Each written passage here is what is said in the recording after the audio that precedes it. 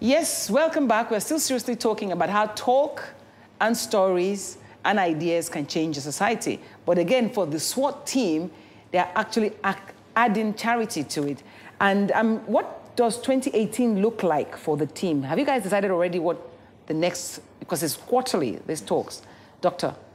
Well, the first quarter, we're going to have a part 2 of youth, the first of tomorrow to today, because there were so many questions that we couldn't take, and there was so much interaction that we believe that we hadn't actually fully addressed what people wanted. Mm-hmm. So we're going to have a part 2, and that's going to be in March. I think it's March 24th. Mm-hmm. That's last Sunday in March. So how does this happen? On a Sunday, how do you get people to come out? Okay, what we try to do, immediately we've identified the theme, we start planning, and we try as much as possible, 6 to 8 weeks, start putting things out on social media and letting people know. We already have a mailing list based on people that have attended, so we start sending out details, trying to let them know. And within that period, we also identify the speakers, and we come up with different angles, graphics, and try to promote. So they also, as much as possible, try to support in promoting. So everyone buys into what we're trying to do, and in their own way, members of the team, everybody's sharing things about it. People are talking about their previous experiences. People are visiting even our YouTube channel, trying to see how it's been, what we've done in time past. And we just continue the conversation, and it builds up to that day. Tell me how you've grown in terms of popularity, in terms of people knowing what you do. I think we've gotten to the point where we're able to sell out the, fill up the Ajay Paul at Musan Center. When we started early on, we would have like maybe 150, 170, but the last 2-3 events we've had a huge turnout where the whole place is filled up. So it's been amping up. Hopefully we'll do it in National Stadium one of these days, but it's really been growing. And especially when we do these 3 critical topics, relationships, entrepreneurship, and politics, it tends to bring out a lot of crowd to the events. So when you're doing this, what are you trying to achieve for the people who come to listen? Because amplifying it is important, because even if you have a hall full of 1,000 people, that's not enough. So, you know, the whole idea is to expose people to aspects of the theme.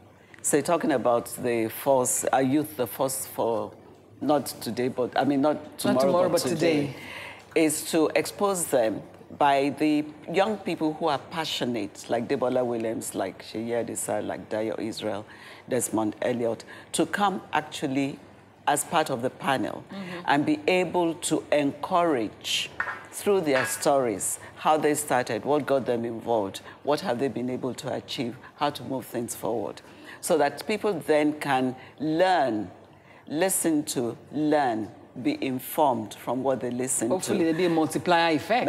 It will have, and the good thing also about SWORTE Talks is that they have an opportunity. We give a 30-minute allowance for interaction. So members of the audience are able to ask questions. The Q&A. Yes. So now, do you edit this to put it on your YouTube channel, or you just put everything on your YouTube channel? How long is it? The good thing is that each of the speakers speak averagely for 10 to 15 minutes. 10 minutes, then we give a little allowance. So we put their speeches. They, just like also Dr. Gus had mentioned, the Q&A session is for 30. So you also have that. Do a little editing, but you basically have almost more like everything on online there, so that people can also take up. And we have instances whereby some people have registered and they're not able to come, and we get emails and we say, oh, go on to social media, go on to YouTube, and you see how the last edition was.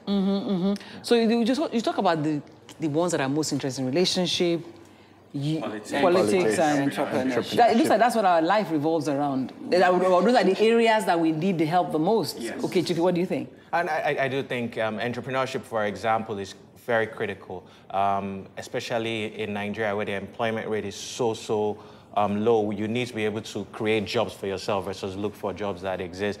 Relationships, we know the importance of relationships in building the foundation for success in life. And politics, I mean, everything moves and stops with politics in Nigeria. And if we don't encourage the youth to get involved at an early age, I mean, we're just going to be recycling the same old leaders and nothing will change. So that's why I think those 3 topics resonate. I know, I mean, you've done 8, probably another 4 this year. I mean, don't you think that's like just scratching the surface, Dr. Ogunsoya? It might be, but a lot comes out from the discussions. And we don't call us speakers, we call them storytellers. Mm-hmm. So when they are telling their stories and people are listening, it affects people's mindset. And I find that generally here we're a bit negative, and we're always complaining and looking at the negative side of things, the things that don't work. But there's so much that can work, despite the odds. So when people listen, it gives the encouragement that, okay, so this is possible. Mm-hmm. And we call it more or less conversations of hope. Uh-huh. That's what SWORTE Talks is all about. So that people can see hope for the future, despite the negativities, despite energy failure, despite there being no bad roads, despite no water. Whatever the issues are, we can always surmount. So because some have surmounted, and they are willing to share the stories of their son. Because I mean, it doesn't mean that it's easy. Do you get the speakers to be as honest? How do you ensure that they're telling the truth? Because now we can color our stories in Nigeria.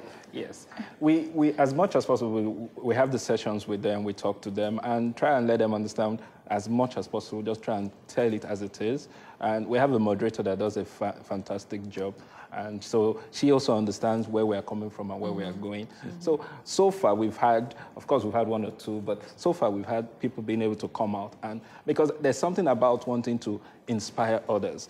And more often the feedback we get from our storytellers have been, this is wonderful. You know, you have people of different ages and you're saying, what you said, this so and so to me. Some of them, some outside our event, we have instances whereby some members have been so inspired by what they heard and went to do even greater things. When we talked about entrepreneurship, for example, we had a young girl in the audience, and after listening to the session, she was so inspired and said, okay, this is the idea I have. She came out, pitched her idea. To who? To the audience. Location. We gave the opportunity for some to pitch during entrepreneurship. During that. Members of the audience to come and pitch their ideas, so that the storytellers could probably act as mentors activators, and activators. And one of them, as Victor was saying, one of them just went on and identified a mentor. And today she has set up a business. And she's been in the last 2 events and also shared a story about this is how my journey has been. And all because I attended SWORTE Talks and I was able to key into this. I've been wanting to do this, but I wasn't bold enough. But after that session, I started, and this is where I am. Interesting.